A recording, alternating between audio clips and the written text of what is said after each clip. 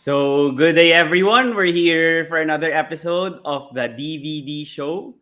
So, for today, we have a member of the UAAP champion team, the UP Fighting Maroons. He's one of the leaders in the MVP race last season, and he was a mythical five selection. And here he's preparing for UAP season 85 to defend the crown as one of the top players of the Fighting Maroons. So, I'll now welcome here to the DVD show Zavier Lucero. Thank you for joining me on the podcast. Yes, sir. Thank you for having me, Diego. Thanks for the introduction, too. Yeah, appreciate you dropping by here in the podcast. So, yeah, I want to ask you since we're recording now on September 17, a couple of weeks before the opening of the UAAP. So, how have you been preparing? Like, how have you been doing it on the court and also off the court? Like, what keeps you relaxed and something you do other than basketball? On the court, we've been preparing a lot. I mean, it hasn't really stopped. I mean, everyone got a little break after the season ended. Like, as everyone knows, me and other guys that aren't from the Philippines, we went home for a little bit. Yeah. But I mean, even at home, training didn't stop, and then get back here, and it's same thing. No real vacation time, because the season is approaching so fast, and we understand the challenges that are ahead. So we recently went to Korea, had games there and a lot of training there, and then we just spent about a week in Tagaytay where it was just more training and so yeah, on the court it's been pretty rigorous, but off the court I'll just be chilling, man. It's much better to be out of the bubble, so like Oh, I can yes. go out and go eat or go shop or go to the malls or whatever stuff on our days off that just to keep busy. So like today after this podcast, I'll probably go out to like BGC and catch a movie or something like that with some of the Yeah. guys. But yeah, other than that, I just chill, man. I just chill in my spot and watch TV or talk to family. That's pretty much all I do. Yeah, it's better now because in the bubble you guys were stuck together and you wouldn't be able to go anywhere. So maybe it's gonna help you. I think it's gonna help you even if you're focused more on the game, but you have something else to do on your free time. So Yeah, it's for it's a sure. different different view in terms of season 84 and season 85. But yeah, you mentioned about going to Korea. So maybe you could talk about like how were the games there? How were the bonding moments there that you were there in Korea with the team for many days too. Yeah, it was good, man. We played, a handful of the KBL teams out there, Oh, and so obviously that's their pro league, and so we were playing a lot right. of pros, a lot of imports, and I thought we stacked up well and we competed hard. So win or lose, it was a learning experience every game. We got to learn from professionals, and we got to play against them. And the good thing was they were playing us tough. It wasn't like it was a tune-up game for them too. So it was very competitive, and um, yeah, we got to go at it with those guys. And then just as far as Korea goes, it was a it's a good place. The food there is amazing, and so I mean, going out to eat every night and stuff like that, being able to experience the city and just the country was amazing to be able to be in a different culture and stuff like that was very. I'm grateful to have the opportunity to travel like that. Yeah, for sure. And it's great that now UP trains abroad now, and it helps a lot in their preparation. It's been For starting sure. since even the time you came to UP. But talking about Korea, how would you compare their style of play, like the opponents you played against there compared to the opponents or schools you play against here? What's different from it and what's similar? Well, I mean, first off, the players themselves are much bigger than the Philippines as far as like they have real bigs. A lot of them had an import that was you know much taller than I am and built like a man. Like a Mhm. grown 6'10" man would be built, and then and then Yeah. from their guards to their forwards, they're just taller. They're taller and bigger, and um, So that's a big difference because, out in the Philippines, especially in the college league, like the 1 through 3 is usually sub 6'4", like Mm-hmm. Yeah. 1, 2, and 3 are usually all guards that could be playing the one, or Mm-hmm. probably should be playing the one at their height, or the two. Yeah. And then just from a basketball, the way it's played out there, and the way the games are called, there's I think we had a learning curve for sure. I would compare their style of play more to the States than I would Mm-hmm. the Philippines, just because um, they really know how to move the ball, and they really know how to move without the ball. So it's a very team oriented uh, game, which is what we're trying to emulate here at UP, trying to Mm-hmm.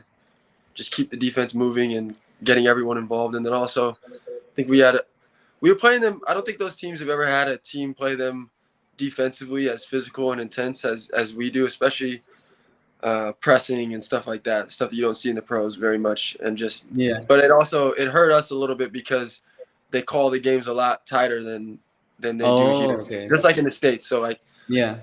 you can't get away with too much hand checking, or Mm-hmm. all the stuff that flies here in the Philippines. It's probably not going to fly over in Yeah.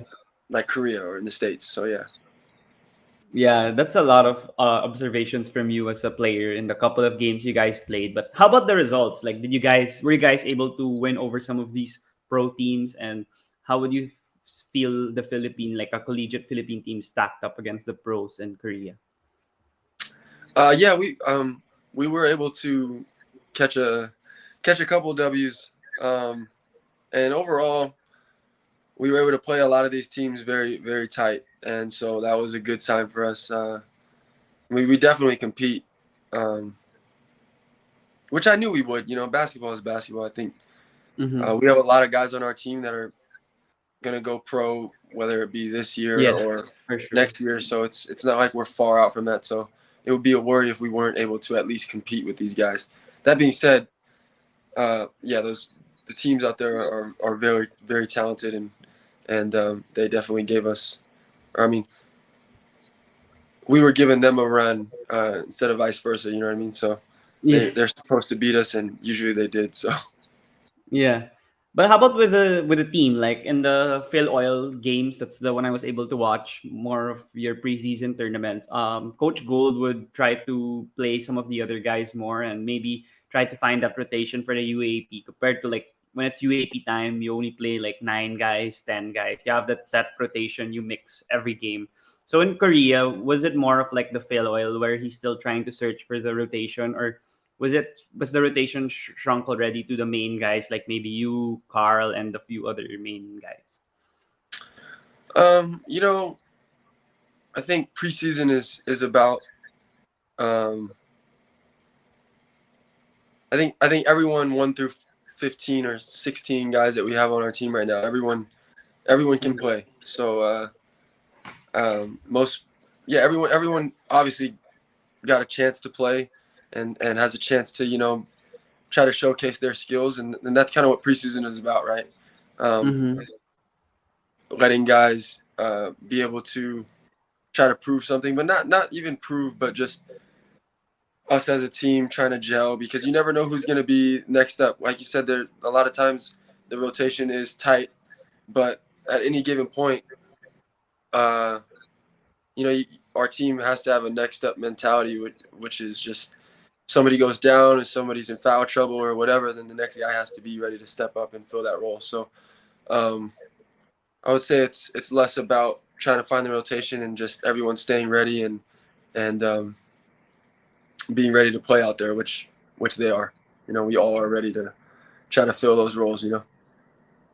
Yeah, for sure. You guys are gonna set your role straight already when it's UAP time, and I mean, seeing it from last season, Coach Gold really, what do you call this? Tells you guys well and sets you guys well in your roles, and you don't get doesn't get mixed up anymore when you guys start the UAP season. But what? How about with Coach Goldwyn? Because people were saying that UP's joining too many preseason leagues, they might get injured, they might get too tired, and even Carl, he has Gilas, and some other guys have, yeah, like you and James and a few other guys went home. Like, what would you say? What was your comment or your sentiment on Coach Goldwyn like making you guys play a ton of preseason games? And because I think even if you guys play a lot, he balances the minutes, and he doesn't like overplay you guys that would put you in a place to get injured or high risk of injury. So, what's your thoughts on that?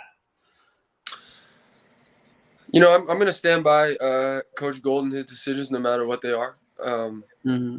And at the end of the day, we're basketball players, so Yeah. um, it can be. I guess you can point at Coach Gold for putting us, or whoever is putting us in these games and tournaments. But at the end of the day, we want to be in these games. You know what I mean? Like our Mm-hmm. ultimate goal is to get better, and we know that you do that by practicing and playing in games. And there's no better way to get better at basketball than to play basketball. So Mm-hmm. for us, uh, I think they do the coaching staff as a whole. They do a fine job of making sure that everyone is okay and in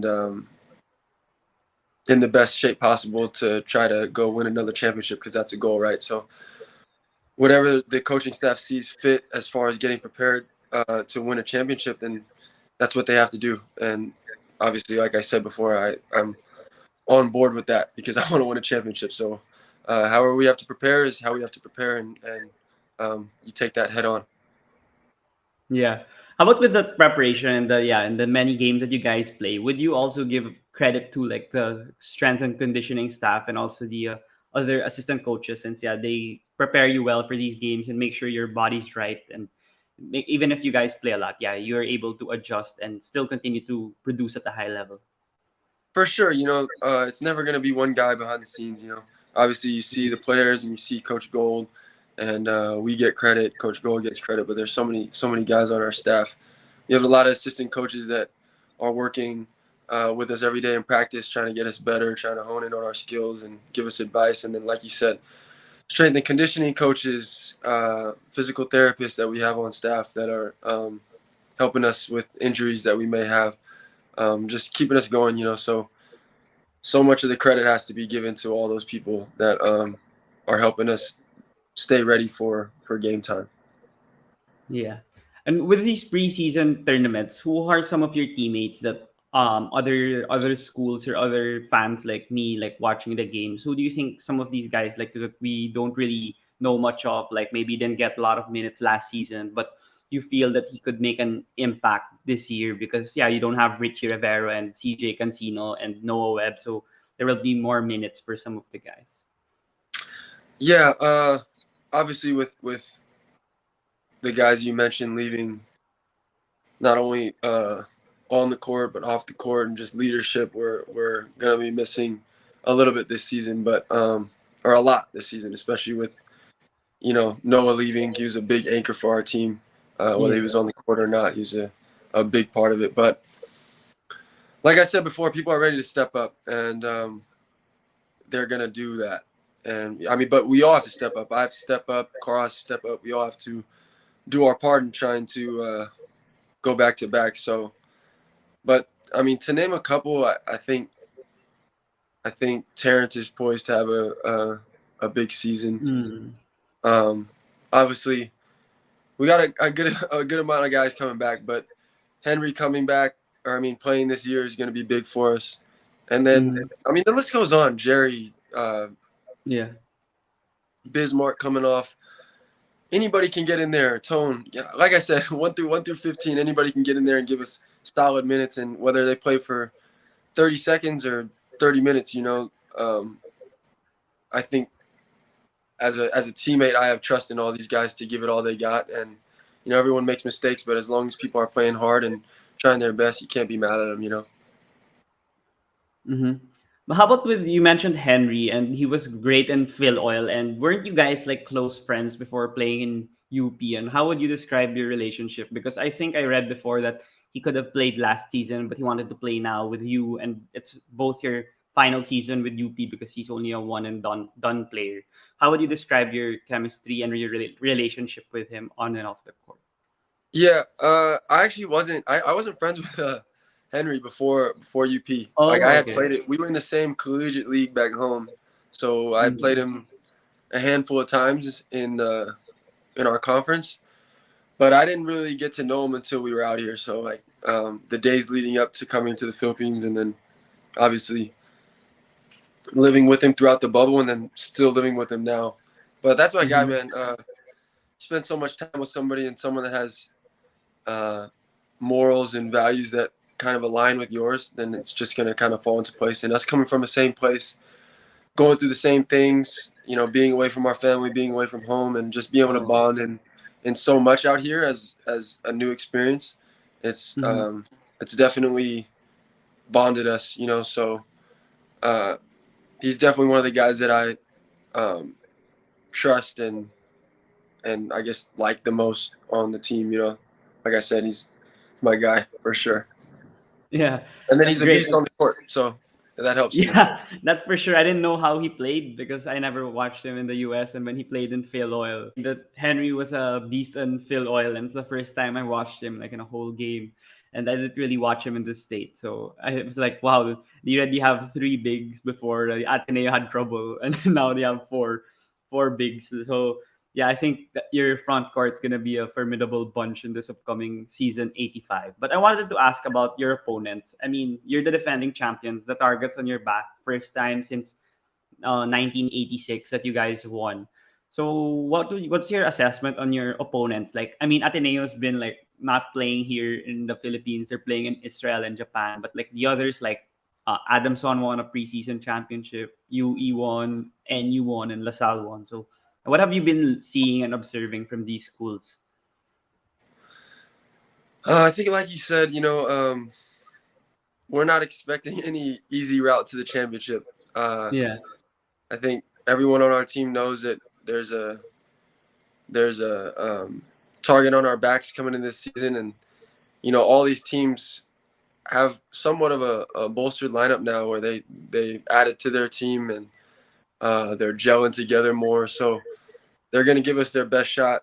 Every single game we have to come prepared because every team wants to knock us off the pedestal, you know. So I think, like you said, all these teams look good. Ateneo looks good. LaSalle looks good. UST, NU, Adamson, all these teams.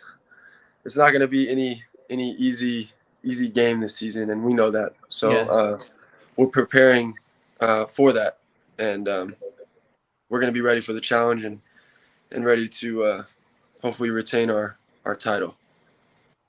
Yeah, I mean, hopefully LaSalle wins, but then I mean, for a LaSalle student, but you guys are really talented. I mean, I think even and from an objective point of view, I think UP still the favorites. I mean, because Ateneo, to be honest, I don't know many of their guys. I mean, they went to the PBA and went other to other ventures, but I think UP is the team I'm more familiar with. That you know, I feel they're still the favorites until they're beaten. I mean, it's how it is when you're the champs. but Yeah, but yeah. but the new season, you know, so everyone starts 0-0, you know, so we'll see. Yeah. But then going on to the next segment of the interview, I wanted to ask more about your childhood when we were talking a bit about it off air before we started recording. And I wanted to ask, where did you grow up? Like before going here to the Philippines, where did you grow up and how did you fall in love with basketball? Was it like did you actually try other sports initially? Did you try other activities like theater and arts or something else before you fell in love with basketball? How was your childhood journey like? Yeah, I'm from a city called Vallejo, California. It's about Yeah. 40 minutes outside San Francisco. Mm-hmm. Um, and for me, I started playing basketball when I was like 4 or 5. That's when I started playing organized basketball. My parents put Wow. me, Yeah. yeah, Yeah. pretty young. My parents put me in that. And then they also had my oldest. I have 3 older siblings and one younger sibling. So we were playing a lot of basketball. We didn't play too much other sports, not football because you know they didn't want us to get hurt. And then baseball, they thought we would be bored, you know, because there's a lot of standing around and stuff like that. So Yes. basketball was kind of the one. Basketball and then karate. So we do a training called Kaji Kembo. So throughout my whole life, I started karate at the same time, and it took me 12 years to get my black belt. So my eldest brother is also one. my older sister, my older brother, and then my younger sister. We all it wasn't my favorite sport for sure, but I'm glad we did it. You know, we learned a lot. Just I think martial arts is such a good thing for like discipline and all that type of stuff, flexibility and all that. But other than that, it was just basketball and then music probably. So Oh. my dad, he's had a band for um, pretty much my whole life. Where he Mm-hmm. plays like R&B and oldies and stuff like that. So like Earth, Wind and Fire, Stevie Wonder, that type of genre. So we've been around music forever, and so uh, my brother still plays the guitar and the bass in his band, and my sister sings, and I play drums. But basketball was, I guess, just the route for me that I took a liking to, and I ended up sprouting up uh, accordingly, thankfully. Um, and yeah, I started to excel in basketball, and I think I had the most fun doing that, so I decided to pursue it further, and I'm glad I did, and I'm so grateful for the opportunities that it's given me. Wow, yeah, that's great. But how about with the music? Like, do you like the music here in the Philippines? I mean, I'm pretty sure you're starting to listen to it. Do you? What's your thoughts on it?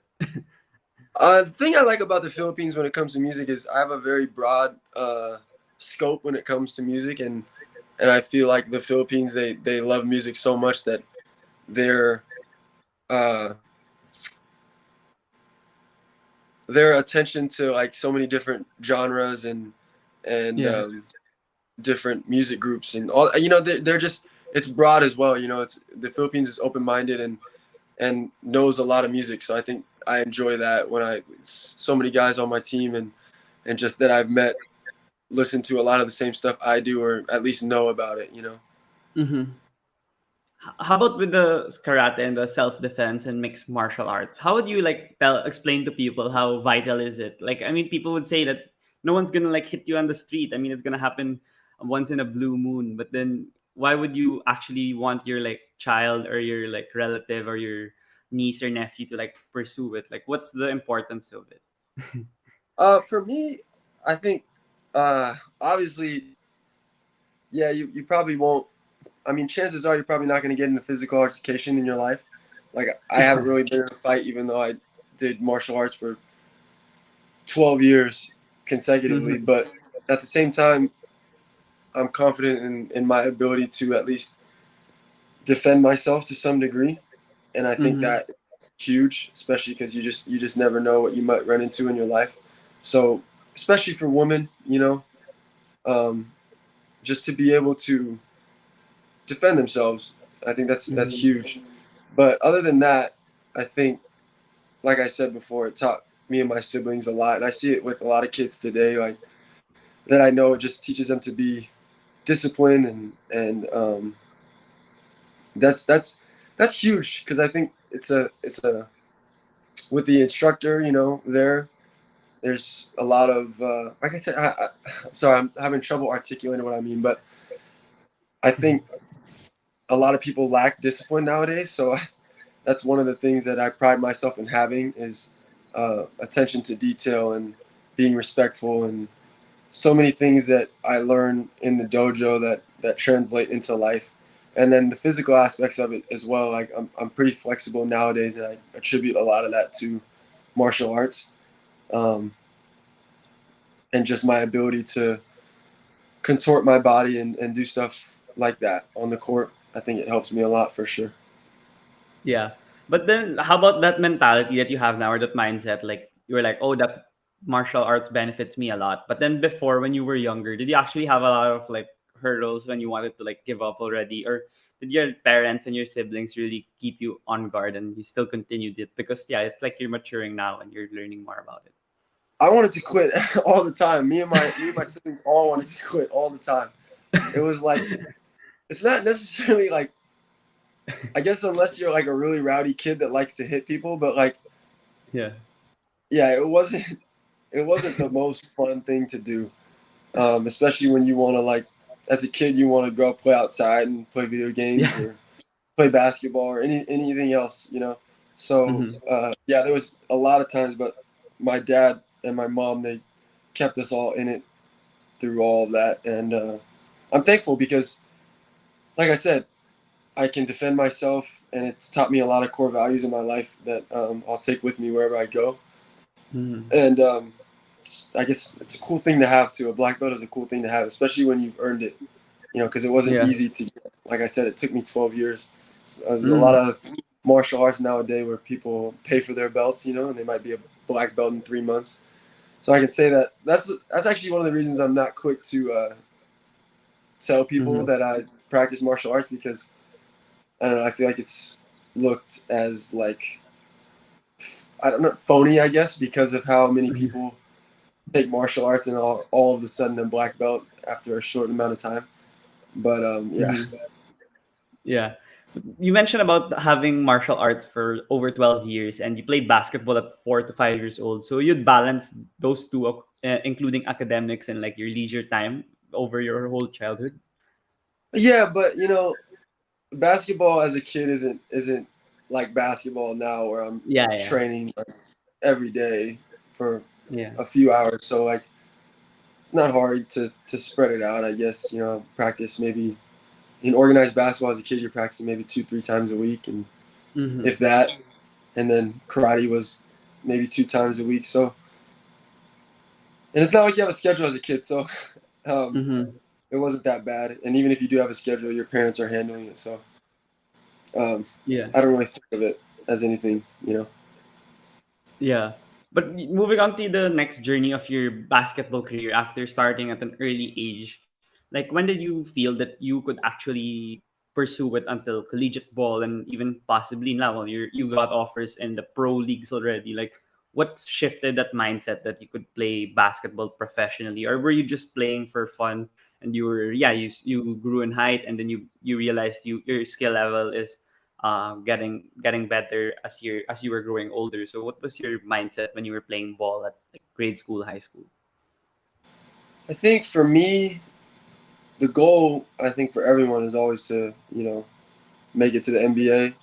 And so a Mm-hmm. lot of the kids have dreams of that. I did too.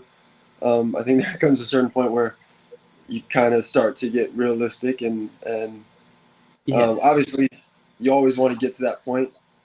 But you start to see some of the other guys that are like, I mean, Luka Doncic is younger than me. But Yeah. I think as a kid, that's kind of what drove me. But I wasn't that good. Going into high school and all that stuff. I didn't really bloom until maybe my junior year and senior year of high school is where I really started to take form. And in those years, especially in travel basketball, um, I started to do well. And the goal is always to first get a college scholarship. And once I was able to do that, I mean, the goal is always to make it pro, and to get paid to Mm-hmm. play. Um, and once I got good in high school, I think that was my eyes were set on that. So um, I took that with me to college, and I did well there. And then when this opportunity came to be able to play on a more global scale, I guess, with more eyes on you, Mm-hmm. um, it was a great opportunity when I couldn't pass down. And it's paid dividends so far. I've been able to, even if basketball were to stop, I can say that I've played overseas for me. I've played in front of huge crowds, and I've had a lot of fun and met a lot of good people because of it. So um, yeah. Yeah. Are you Filipino American, or are you Filipino who grew up in the States only? Like are you, yeah, are you Phil? Yeah, I'm a Film. I like I said, I grew up in California. My mom's full Filipino, so I'm 50%, Oh, okay. and then I'm a quarter Mexican and a quarter black. But yeah, this Mm, is okay. this is my first time coming to the Philippines. Last, earlier last season. Mm-hmm. Yeah. But yeah, growing up in California, there are, I mean, I've been there also because I have relatives there, but there are a lot of Filipinos that you would see when you were walking in the mall or walking in public. So was the Filipino culture ingrained in you already by like your relatives or family, or were you unaware of it? Like, so when the opportunity presented itself like 2020, 2021, you were like starting to learn the Filipino culture? So well, was more of like during you were when you were a teenager child, or only now? No, yeah, the Filipino culture was super ingrained in me. Uh, Okay. like you said, it's I have a lot of family. Almost all my Filipino side migrated over to the States. So Oh, okay. when my grandma was still alive, I'm at her house eating a lot of Filipino food and listening to them speak Pangasinan and Tagalog and all that stuff. So Yeah. even though I don't speak the language, I've been hearing my whole life. I've been eating the food my whole life, you know. So and even to this day, when I go home, a lot of my family, friends, and all that stuff, it's all Filipino. So Mhm. it wasn't anything new to me necessarily as far as culture goes because you know I've been around Filipino culture my whole life. It's what I am, you know, even though I'm not from the Philippines. Um, Mhm. so Yeah. How about the opportunity of finally playing in the Philippines? When did you entertain that opportunity, and did Phil Am Nation select? Were they part of that process of opening up the opportunity of you playing here? I think the top three schools, UP, Ateneo, and LaSalle, were the ones that seriously tried to get you to their school. yeah, it was almost all Phil Nation. They, you know, those guys. Shout out to Rodell and Chris. They really helped me out Mhm. because when you come in the states, the main goal is to play college in the states. You know, so the Mhm. opportunities abroad like this one, even if I had heard about it when I was coming out of high school, I probably wouldn't have taken it because of the fact that I was focused on trying to make it in college Mhm. basketball out there. You know, but once the pandemic hit, I played 3 years in college, and they told me about the opportunity here, and I got to meet with those schools and kind of hear about what could happen for me if I went, and then seeing guys like uh, other guys that had come over here as Phil M's, you know, and done well and taken their careers here. Mhm. So at that point, um, 2020 is when I kind of started hearing about it because I didn't know much about Filipino basketball, so and Yeah. especially not the UAAP. So I started hearing about it in early 2020, and then by last season I was here, you know, and that was a large part due to Film Nation Select for sure. Yeah. But I mean, you would know that the pandemic situation here in the country is not the best. I mean, we were like ranked one of the lowest in the world in terms of coming back and rebuilding our country through the pandemic. So did that actually contribute to your decision? Because you only, I think you committed like Feb 2022 to UP, and so how did that get into the decision? It was it was a tough decision, man, because at Yeah. the time I was getting ready to play my last season at Maritime, my old college, because Hmm. I didn't know if there was even going to be a season 84 here, you know. Exactly. Yeah. So it was really hard. I kind of just went with my gut and I took a chance because I didn't want the opportunity to slip. And so I came out here and thank God it happened, you know, because it would have been tough if it didn't because I wouldn't be able to play at home anymore. So it was a tough Hmm. decision, man, because I had no idea how the COVID situation was going to progress here. Um, Hmm. but yeah, ultimately I made the right decision, so it's all good. Yeah, for sure. You guys won a chip, and that was the first one in 36 years. But before choosing UP, did you have a long decision making process, like the time? Because I mean, LaSalle and Ateneo are also great schools. So how long was that decision? Like, who are the people that you talked to, and how many meetings did these guys do with you to convince you to go to the schools? Because you were, I think for me, you were like a highly recruited player because they knew you were not one and done. You were eligible to play 2 seasons at least. So how was that like? And especially it was all through Zoom because pandemic situation.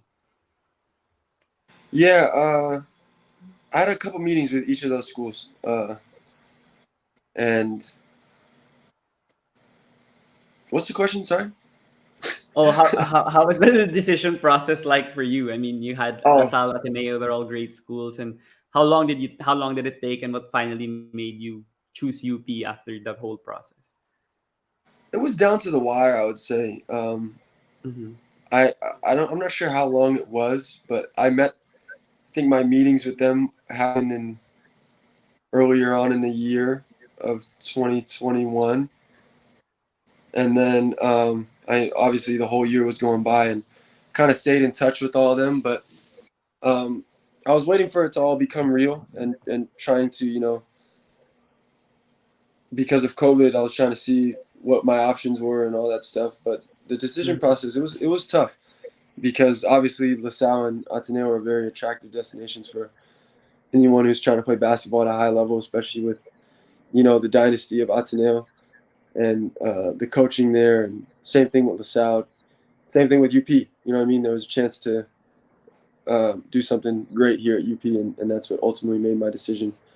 Um, but for sure, it was tough for me to choose UP just because of um, those other schools and how attractive it was to play there. But I mean, I think for Ateneo, it was like they've won like so many times in a row and so many times in the past. Under Tab, they've won so many times. So I was like, Yes, okay, yeah. I'll go into a program that has a chance to beat them, and And you you did. know that'd be better. You know. Mm-hmm. But yeah, you mentioned earlier that it took you a long time. So you committed like Feb 2022, and I mean the season started in a month. So how was that for you? Did you need to fast track the process of being ingratiated with the team and being adaptable with them? I mean, you came from the States. They're all most of them are from here, and you're starting to get to know them off the court. Then you're put in a situation where you'll play with them in a game like thrice a week because the schedule was crumped up. So how was that for you? Was it actually difficult for you, or was it more smooth because of your teammates and coaching staff? It was smooth on that front. I think it was difficult for me to. This was my first time moving away from home, so that was probably the most difficult thing, being away from my family and stuff like that. But as far as the team goes, the coaching staff and my teammates were super welcoming. So um, it wasn't very hard for me to get ingrained with the team, especially because I pride myself in like my type of basketball that I play isn't going to be one that is selfish. I'm going to try to do what's best for the team and try to get in where I fit in, so to speak. So um, those guys welcoming me and being cool, and then me trying to fit in as well, um, with no expectations. I think it made for a nice fit and a nice transition. Yeah. But how about with going into UP and playing your first couple of games? And of course, the perception of Philams, like recruiting guys like you, Jamie Malonzo, and a lot of other guys, like the perceptions like you guys are terrific and you guys would contribute instantly and you'll have a huge role on the team. So do you think that pressure really came to you? I mean, there are a lot of UP fans or maybe even haters on social media or in the arenas that would shout at you if you're struggling. Like how was that for you, especially, yeah, you're a film and you played in the States. Ah, man, it's whatever. Everyone's gonna have expectations. I have expectations for myself. Yeah. And if I'm playing bad, then I'm gonna hear it from myself before I hear it from anybody else, and I'm gonna be Mhm. disappointed before anybody else. So as far as pressure, I put in a lot of work in my life. It's not like I'm here just because whatever.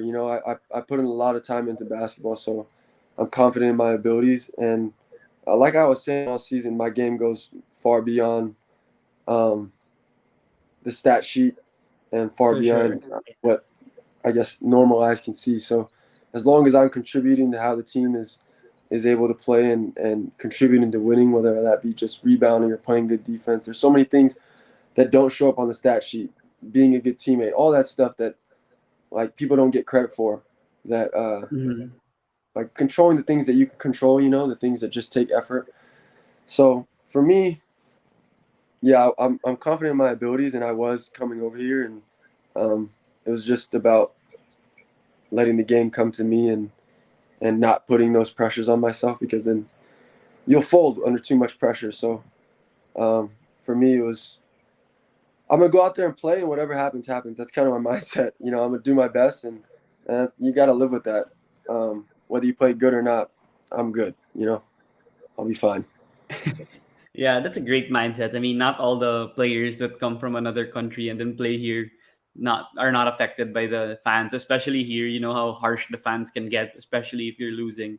But Yeah. playing in UP, you were terrific. You were a mythical five player. But I wanted to ask about the physicality. Like, did you get surprised with the physicality of the players? Because you mentioned earlier that you adjusted when you played in Korea, like you weren't used to the calls of the referee. But how about from the States?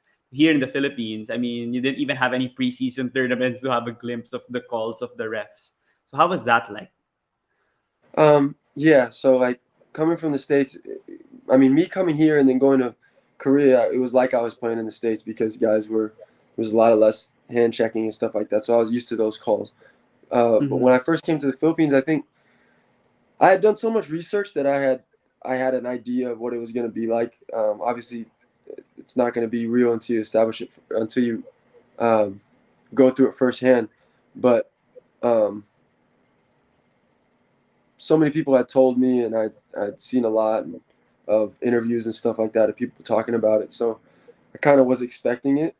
But of course, there's a adjustment period to that stuff because guys are physical here, and a lot of calls that you would get in the States you're not going to get here. So adjusting to that was definitely a task. But I think for me in my life, as it's hard for me to put on weight, so um, throughout my whole life, the game plan for me is just to be physical.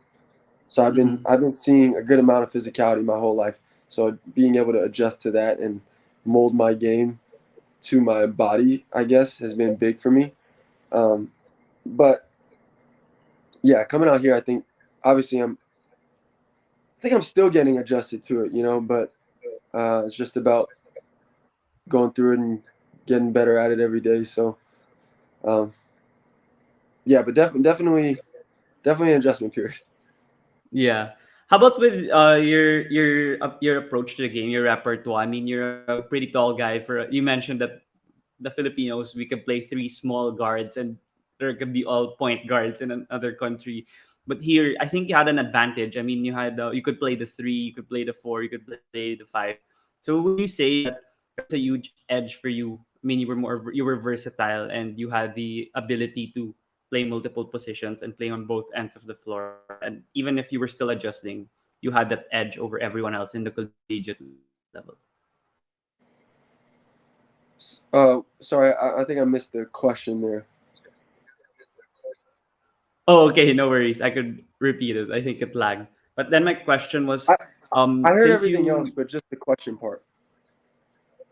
oh, okay. The question was more of, do you think you had an edge over these collegiate players since you Oh, had okay. the height, you had the skill level and everything, and these players, I mean, they haven't experienced playing in a competition like the states, and you had like the versatility, the athleticism, and the skill and everything. Um, I don't know if I'd say I had an edge, Mm-hmm. because the guys out here are. I'm never going to take anything away from their great players, So, and they know how to use their bodies and they know how to compensate for their height and all that stuff. So, I don't know if I'd say I had an edge. I think everyone just has to play with um, what they were given, And I'm lucky to have a good amount of height and be able to, guard multiple positions and be versatile. So I think that definitely helps our team to have versatility. I mean, that just helps in basketball to be versatile. And we're Mm-hmm. lucky to have not just me, but I mean, Carl's playing multiple positions. You got James playing multiple positions. Yeah. Richie was playing multiple positions last year. We had a lot of guys being able to filter in and out of and guard multiple positions. So I think versatility in basketball is huge, and you see it now more than ever in other leagues and the NBA and stuff about being positionless basketball and everyone being able to do multiple things on the court. So Mm-hmm. I guess in that sense, it does give you an edge to be versatile, but I don't know if it gave. There's so many versatile guys, So I don't know if it gives me more of an edge than anyone else. Yeah. But how about you being like that mythical five member, but then you also experience some tough games or struggles, like in the Ateneo game, in the first game you didn't score a point, and people I know people were saying that, who is this guy? And then I was like, yeah, I think it's just the first game and it's Ateneo, so he's still adjusting. I mean, you guys are too harsh. I mean, that's what I was telling myself when I read like some posts. And then also there were other, like, I think start of the second round when you said an article before, during the time, that you wouldn't make the struggles creep into you and you just keep playing ball. So do you think that also tough for you to recover instantly from your struggles? Because the other games you were like exceptional, but then I was asking about the struggles because the games were near each other. So you just finish the game and then you sleep, and then after one day you have a game again, but then you want to forget about your like single digit outing. So how was the mindset for you mentally, being in the bubble and having that? Um, yeah, I think just basketball, every game can't be your game. You're not like you're gonna miss shots. It's just the way it is. No matter if you're the best player in the world or not, you're gonna have those games where you're Mm-hmm. not playing up to your standards. But my thing is, like I said, basketball goes so much further beyond points scored. Obviously that's the goal of the game, but um, you can do so much more than score the ball. So Mm-hmm. I think on the surface, as a person, if you're just going to look at the stat sheet, then you're robbing yourself of really Yeah. understanding the game and really understanding what a certain player brings. So Mm-hmm. if I had a game that I scored 5 points and you just look at the right side of the stat sheet, then you'd say, wow, he sucked tonight. And maybe I did, Yeah. but at the Mm-hmm. same time, maybe it just wasn't falling for me, but I was doing a lot of other stuff. So my Mm-hmm. focus is on doing what I can to help the team. And if we win, which a lot of the times we did, Yeah. who For cares what I sure. did? You know what I mean? Who cares what I put in the scoring column? You know. Mm-hmm. So, but dealing with that, with the game to game, we were talking about this all last season. It's basketball is a game where you have to have short memory. As far as like you have to move on to the next game, you have to move on to the next play. Uh, so whether I scored whatever I scored or had a really good game or had a bad game, I got a game in 2 days, like you said. So that game's gone. It doesn't mean Mm-hmm. anything. We're going against whatever team is next. So I gotta re-amp myself and refocus and try to get another W. So um, after one game goes, it's on to the next. Yeah. How about with the fans? I mean, you started the season without having anyone on the crowd, and I have a feeling that you never played in the crowd as big as that in the finals, like when you were playing in the States. So how was that adjustment period? I mean, in the middle, I think after the first round, when the fans were able to enter the arena, and when you guys would play in the final four and the finals, that's when it reached over 10,000 fans. And I believe, like, in the finals when I was there, like, there were no seats with no people. Like, you need to be standing up if you really wanted to watch. So how was that for you? And you even received, I think, MVP chants in after, I think, I don't know what game that was, but I just remember that you received MVP chants. I think FEU, if I'm not mistaken. So how was that overall feeling for you, that the fans would love you and they're there to support you? Yeah, what's your thoughts on It was amazing. Like you said, I've never experienced anything like this in basketball. that? Mm-hmm. Being in the Philippines and the way they love basketball, the way they love college basketball at that, the crowds that the UAAP draws, it's amazing, and especially UP. I can Mm-hmm. never be more thankful for the community and the fans that come out and support us because if you look at the crowd in the finals, it's like 3/4 of the arena is maroon, and then For the sure. rest is Yeah. so you're not Mm-hmm. gonna find that in other places. But I think the biggest adjustment was when you get onto the court, the crowd kind of disappears, because you're so Yeah. locked in on what's going on the court. Obviously, you hear the screams, and that's pretty wild because it's so loud and not being able to hear people talk. In the Mm-hmm. huddle, you're hearing the drums and all that stuff. But um, so that's tough. But as far as I'm just super thankful for them, and yeah, I've never experienced anything like the crowds that I've gotten here. Mm-hmm. So that's really great that you didn't get affected by it, because there are other players, like even imports in the PBA, they get surprised, and sometimes you could see that they still like don't get to adjust right away, especially if they play the likes of Hinebra or something like that. I'm pretty sure you know the difference of playing the teams with the bigger crowds, but it's great Yeah. that you didn't get affected. But I wanted now to touch on more on the games. Like, I know that UP had that struggle against Adamson when Lastimosa hit that clutch shot, but you guys beat Ateneo. I mean, going into that game, I was excited. I mean, I don't want Ateneo to win, to be honest. I wanted their streak to be snapped, so I was cheering for UP. So in that entering that last game of the second round, what was your mindset? Was it more of just beating Ateneo, or was it like one game at a time and let's prepare for the final four? And what do you think like made you guys win that too? Oh, at that point, I think it was locked that we were in the Final Four for sure. So, Yeah, um, yeah. but there was no focus on the Final Four at all. It was all focused on Ateneo being our next opponent, whether the game matters or not in the grand scheme of things. That game Mm-hmm. really mattered because, and I think it matters this season too. I think up until last season, for the past few years, Ateneo has been seen as like this super team that can't be beat. But basketball is Yeah. basketball. At any given point, everyone's human. And they can be beat just like anybody can be beat. So I think proving that to ourselves was huge. Um, but I mean, we didn't go into that game thinking, okay, it's Ateneo. They haven't lost a game this season. We're probably going to lose. And none of that. It's a game. Basketball is a game of confidence. So we went into that game knowing that we could win and with full intention to do that. So, um, and luckily it ended up happening, and then it ended up happening a couple more times. So we're fortunate Yeah. enough to be on the right side of history right now. Yeah. That was a huge confidence boost for you guys, right? For sure. Let you guys beat Ateneo, and that helped in the finals. For sure. I think, like Yeah. I said, Ateneo hadn't been beat for almost 40 games. So for us to be able to do that for ourselves was huge, especially seeing them in the finals uh, with just knowing, proving to ourselves that we could beat them. Um, because I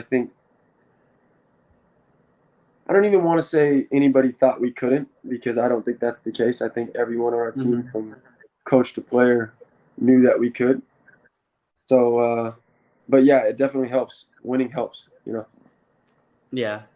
For this next part, it's gonna be tough for me to talk about it because you guys beat LaSalle in the final four. I thought this is sure LaSalle finals already after they were up almost the whole game in the second match, and I was the one writing it for the LaSallian, and I actually like tried to put the article ready that LaSalle was gonna win, and then we needed to scrap the latter part out because you guys went on one of the biggest comebacks in UAP like recent times since I started watching, maybe 15 to 20 years. That's one of the biggest comebacks and most shocking ones, especially for me. But then playing LaSalle, I mean, how was that? Because you guys in the elimination round, breaks of the game went your way and you won both games as well. But in the first game, how was that like that you guys were struggling and Evan Nelly was on fire? So how did you guys adjust also heading into the second game?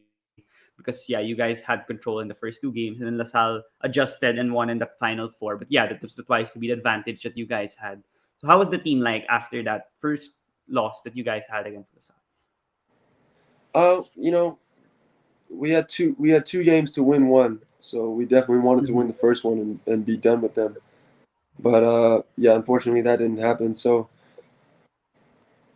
we had our sights set on winning a championship. So it was, like I said, on to the next game. We got another game and we had to win this one.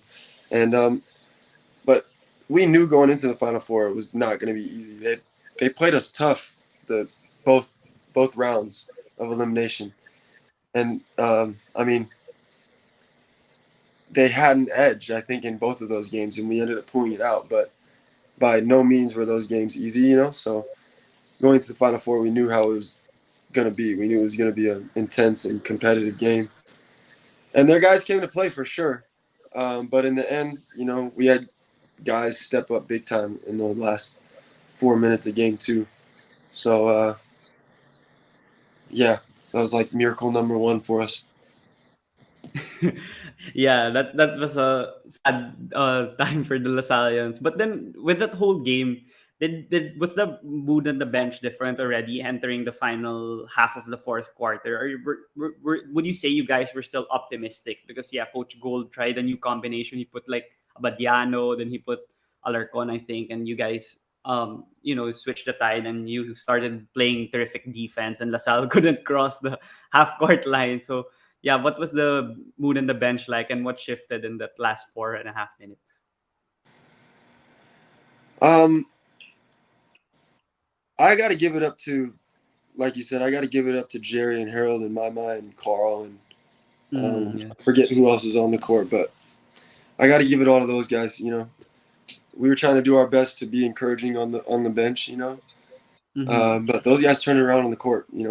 Ultimately, it was what they did on the court that turned that game around. So I was probably just as in awe as anybody else in that stadium watching the game because what they did was amazing. They really strapped up on defense and made Mm-hmm. stops, and then they converted on offense. So to pull that off was amazing, and it was amazing to be a part of it and to be on the winning side was good. Yeah. Were you on the bench that whole last 4.5 minutes? I'm not. I kind of forgot I think already so. about Yeah, it. I think so. Oh, okay, okay. That's why yeah, you were saying that you were supporting them well because I think Coach Gold tried to put some of the bench players, but not all. Like not pull the white flag yet or something since it's do or die. He just tried to have some spurt of energy, and it kind of worked because Yeah, LaSalle couldn't cross the ball. So why do you think LaSalle couldn't cross the ball? Is it more of like the defense of UP and or LaSalle? Do you think they I think relax? Like, what's your reason? What do you think about that? I have to credit those guys again. I mean, the pressure was Yeah. unbearable. It seemed like they couldn't get an easy pass inbounds. They couldn't really dribble. And then I think I don't want to I don't want to talk bad about LaSalle, but I Yeah, think in it's that fine. moment, because I've been on both Yeah. sides of this story on comebacks and that type of situation, and I think at a time like that where it's do or die and your season's about to end, and you have Mm-hmm. this huge lead, and you see the lead start to go down, and then you're having these troubles even advancing the ball, it's Mm-hmm. gonna creep into your mind a little bit, that oh snap, we're about to lose. We're about to give up this huge lead. So I think for Mm-hmm. sure there was a little bit of nerves and anxiety on some of the players on their side, um, just because, like I said, you start to see it going downhill, and that's uh, yeah, it's pretty big time. So Yeah. How about how? This is the perfect time to talk about the three-man combo of you, Malik, and Carl. Like, how much of how great is that trio? How do you guys practice? Like, how do you guys make yourself better individually? Because in that game, you just mentioned that you were cheering them from the bench. There were no complaints, no egos that you weren't in the comeback. You saw two of them there, but then, for instance, in the finals, you were the ones you were like you didn't score in game three, but you played well defensively against Ateneo, and Malik played well against Ange and also Carl. Like there were great combination from the three of you. Like there were not all the time that the three of you would play together, but you had your role set for the three of you. So how would you explain the work of you three and how well you guys play together? um, Malik to start. Malik is like he's a very unselfish and a very good player. So I love playing with Malik because he doesn't force things on offense. When he for sure could because he's so tall. So he could force shots and stuff like that. But he's not that type of player. He's the type of player that's gonna look for a shot, but he's gonna look to make the right pass in the right place. So I love playing with Mm-hmm. him, and then obviously just his physical gifts that he brings. His ability to run the floor, his ability to finish plays, to affect shots on defense, and um, rebound the heck out of the ball. So that's huge for us, to have him. He's like, yeah, he's one of the most important players on our team, and he brings something that we don't have if we don't have him. And Mm-hmm. then a lot of the same things with Carl. I mean, I don't think not much needs to be said about these guys. Especially Carl. He's born and bred here in the Philippines, so there's not too many households that don't know his name, and rightfully so. The guy's he's like one of the most talented players that the Philippines has to offer for sure. You know, Mm-hmm. like I said earlier, he's super versatile. He can play 3-4-5, especially now. He's dribbling the ball well. He's attacking well. He's got a good post game. Um, he can defend multiple positions. He rebounds, all that stuff. So I think just the willingness of us three to do what it takes to win, and realizing what we bring to our team that maybe a lot of other guys don't have. Like we were just talking about it the other night, with us three being 6'6", 6'7" above. Yeah. Yeah. There's not too many people that on our team that can provide what we can provide as far as rebounding, as far as defense and stuff like that. Mm-hmm. So us focusing on when we're out there on the floor, making use of our gifts is going to be huge for us this season. It was huge for us last season. So yeah, kind of a long answer for a short question. No, no worries. That's a great answer. I wanted to hear that perspective from you, since it's the first actually UP player from the champion team that I was able to interview on the podcast. So it's great that you were able to share it. But with that trio of yours, would you say that was one of the confidence boosters or advantages you had entering the finals? Since Ateneo had Ange, but then they didn't have, like, Rafi was an undersized 4, Dave was an undersized 3. So would you say that that was one of your advantages heading into the finals, and also plus the confidence boost you guys had from beating LaSalle? I think that our team is one of the most talented in the league, if not the most, just Mm-hmm. because of the players that we have and the skill sets of those players from top to bottom. We had a lot of skill. But Mm-hmm. I think more than that, we won off of heart last season because I don't know if we were the most disciplined team in the finals and the most. I mean, Ateneo is a great team, and they got a great system, and they got players that play within that system well, know their roles and stuff like that. But and it showed, like they played really well in all three of those games. They put themselves in a position to win, just like we did. But I think the heart of guys really came through, and the belief and confidence really came through. I don't think it was necessarily the last game of the elims. It was just the will to win, the will to Mm-hmm. not be denied the championship. And you saw it manifest itself in a lot of different players in that finals run. So, yeah, I think we talk about all the time, you can have as much skill as you want on your team, but it's not going to win you a championship. That's going to be the Mm-hmm. coach of those players and the heart and determination of those players, the things that you're not born with. Yeah.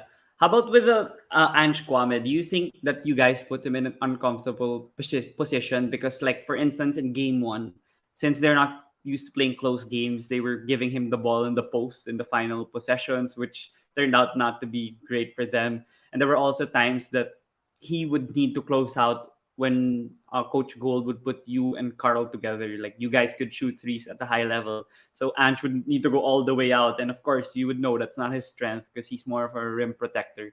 So would you think that's how you guys tried to negate Ange? I mean, everyone knows he's talented and he's the MVP, but maybe you would have exposed him a bit in the finals that catapulted you guys to win it all.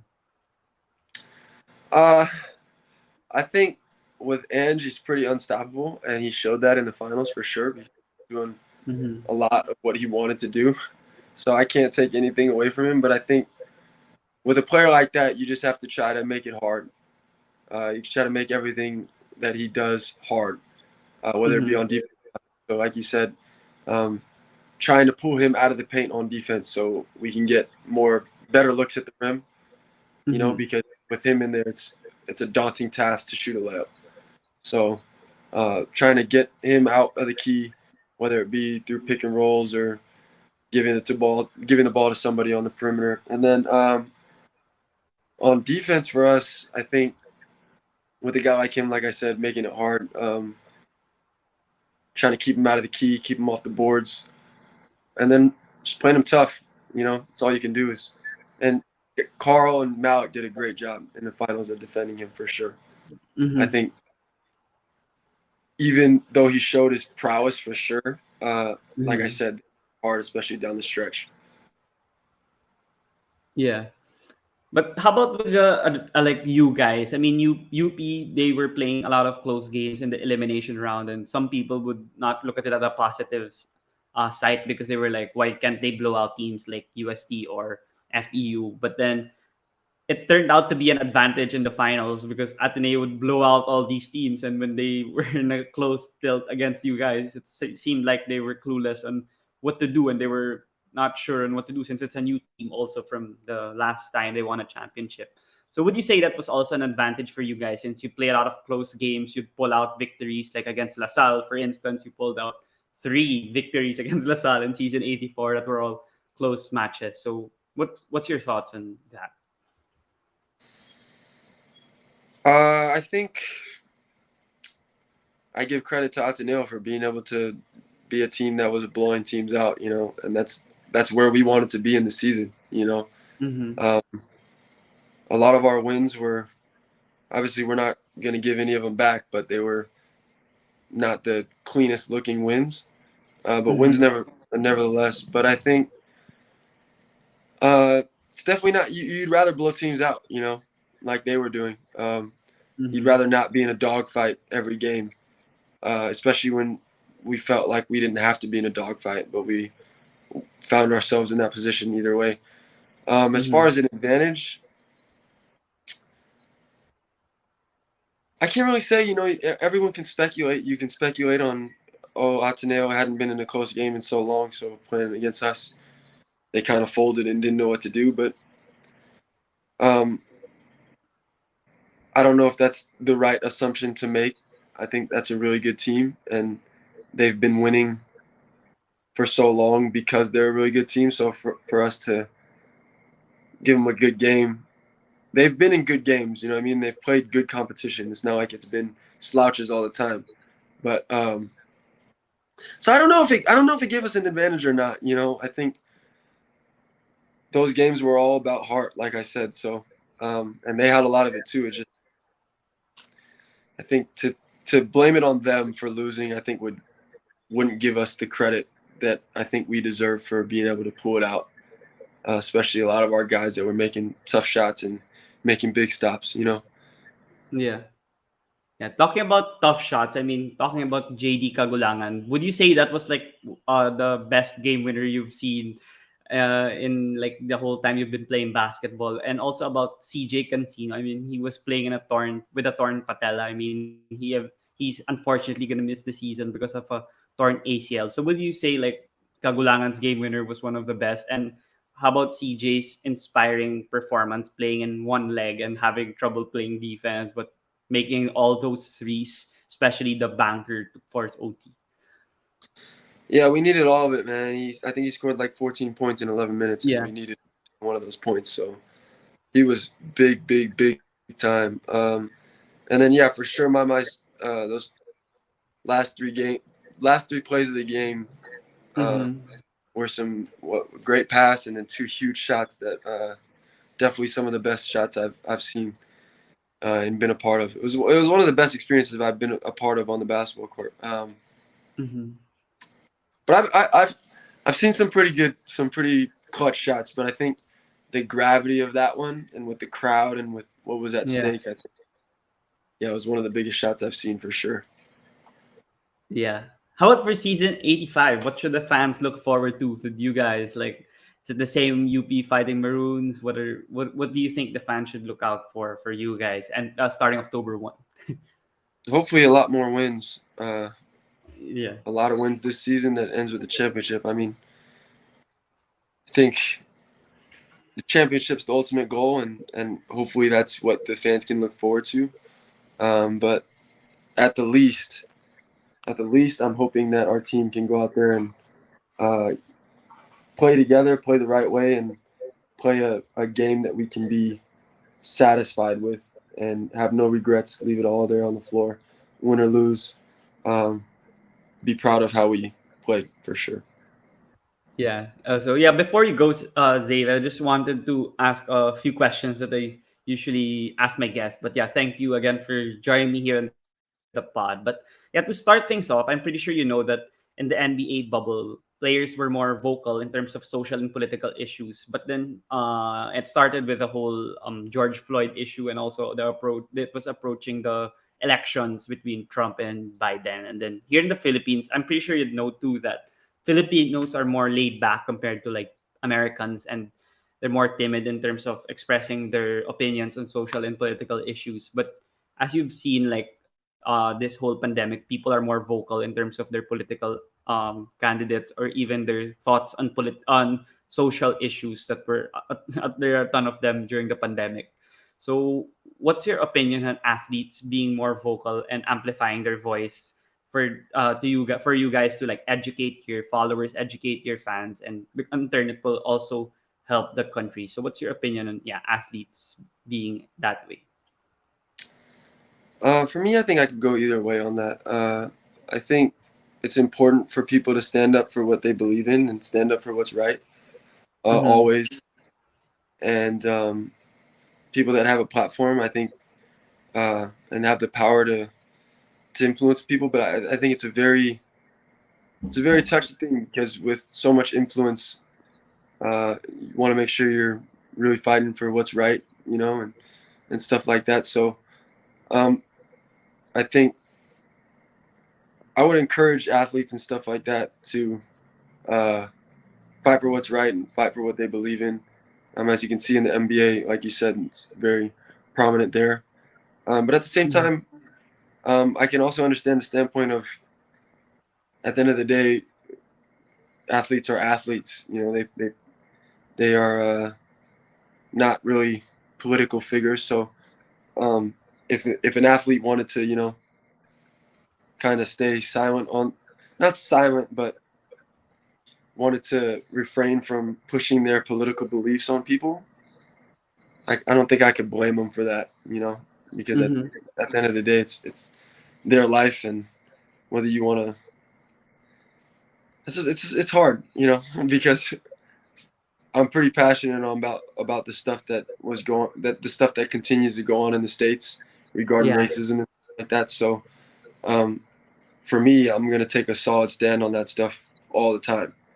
Um, and I think if you don't, you're caught in a hard place. But um, like I said, there was a lot of stuff about like Jordan that, like when he was, playing, you kind of refrained from like endorsing certain Yeah. political figures and stuff like that. And I think I can understand that to a certain degree. I think it can be looked at as kind of weak, but I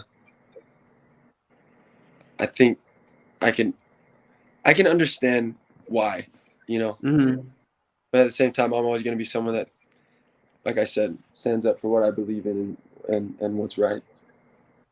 Yeah, that's great that you're passionate about that and you understand both perspectives. And for me, I also am not that passionate about the Philippine politics and social issues, but I want to be aware and learn what's going on and not just be ignorant about what's going on, especially now that I'm almost graduating college already. So yeah, it's For great sure. that it's to have that mindset. So for the next question, if you had the opportunity to have dinner with five people, dead or alive, who would you invite?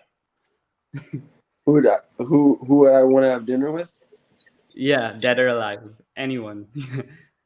Uh,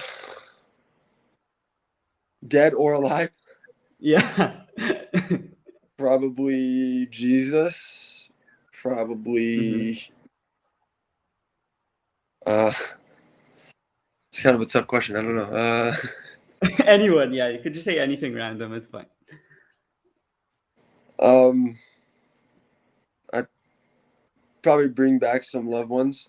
That'd be nice. Hmm. Um, I don't know, man. Martin Luther King. I don't know, man. Yeah, yeah. Just a good amount of people said that too on the pod. Yeah, I guess just I have to think about it more, but uh, maybe Malcolm X too. I would love to hear what a lot of people have Yeah. to say. Yeah. But who knows? Dinner might just turn into dinner, and maybe it never amounts to anything but general conversation. So, Hmm.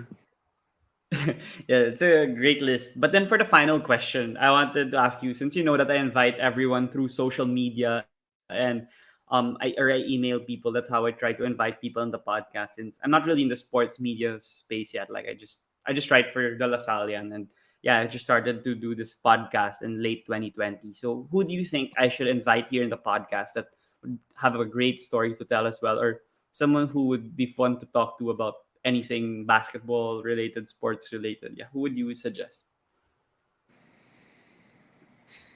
uh, James Spencer.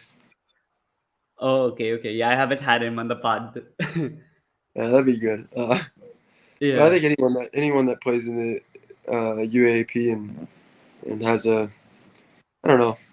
I'm not sure about people's stories. I'd be curious of the same thing. I don't know too much about anybody but my own team. So Mm-hmm.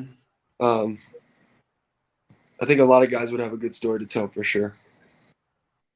Yeah, hopefully I get James on sometime here in the podcast. And yeah, Yeah. just thank you so much again, Xavier, for joining me here in the podcast. I enjoyed because yeah, I didn't know much about your story when you were playing in the States, more of only when you were here already last season in the UAP. But it's great to hear straight from you, and I appreciate you dropping by here in the podcast. So do you have any final message before you go?